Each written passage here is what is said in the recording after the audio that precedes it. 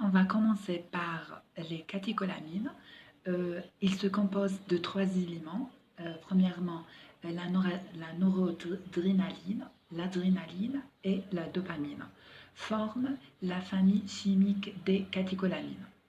Ce sont en fait des neuromédiateurs endogènes spécifiques du système nerveux sympathique, c'est-à-dire le système qui provoque le stress, etc.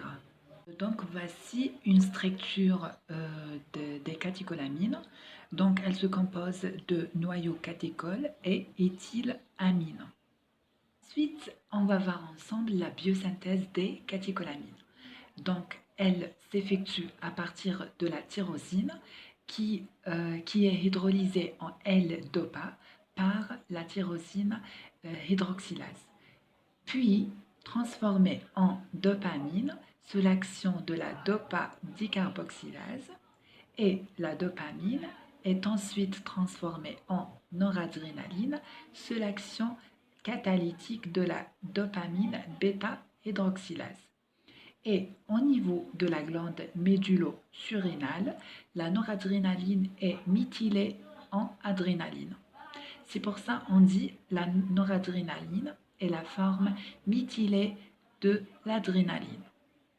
Ensuite, on va voir les groupes liants importants des catécholamines. On a une fonction alcool sur le carbone bêta et deux groupes hydroxyle phénoliques non substitués formant le noyau pyrocathéchol et une fonction amine protonée. Une remarque, les molécules dépourvues de cette fonction alcool, c'est-à-dire la fonction alcool en CB, c'est-à-dire le carbone bêta, exemple le dopamine, donnent lieu à une interaction grandement affaiblie. Cependant, ces molécules restent quelque peu actives, ce qui indique que cette fonction alcool est importante mais pas indispensable. Je parle de la fonction alcool en CB. On va voir maintenant quelques définitions. On commence par la noradrénaline. Donc, elle est utilisée pour augmenter ou maintenir la pression artérielle lors de situations médicales aiguës entraînant une hypotension artérielle, ou bien réduire la diffusion systémique des anesthésiques locaux. On passe maintenant à l'adrénaline.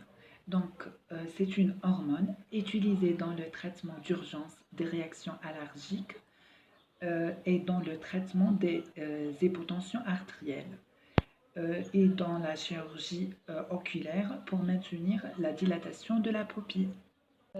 L'adrénaline est utilisée aussi dans l'anesthésie des odontomatologies.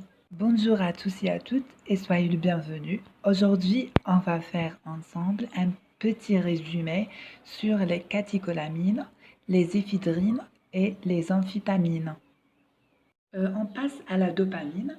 Donc, c'est une hormone, traite le syndrome de Bas-Débit, c'est-à-dire le choc septique et choc cardiogénique. On passe maintenant à l'éphedrine. Donc l'éphedrine, c'est un alcaloïde retiré de plusieurs éphedra et est un aminoalcool présentant deux différences avec l'adrénaline. Par exemple, pas de EH phénolique et un méthyle sur le carbone bêta. L'éphedrine augmente la libération de la noradrénaline et exerce ainsi un effet vasoconstricteur. Administrée localement, elle a par vasoconstriction un effet décongestionnant nasal, ce qui explique sa présence dans certaines spécialités ORL. Elle a également un effet mydriatique et peut être utilisée en collyre. Elle stimule aussi la vigilance qui favorise l'éveil sans améliorer l'humeur dépressive. Enfin, on va voir les amphétamines. Donc, les amphétamines augmentent la libération de la dopamine beaucoup plus et de noradrénaline. Elle inhibe la monoamine oxydase MAO, stimule la vigilance et c'est un anorexigène, c'est-à-dire réduit, l'APT. Elle est retirée du marché parce que, en raison de ses effets indésirables cardiovasculaires.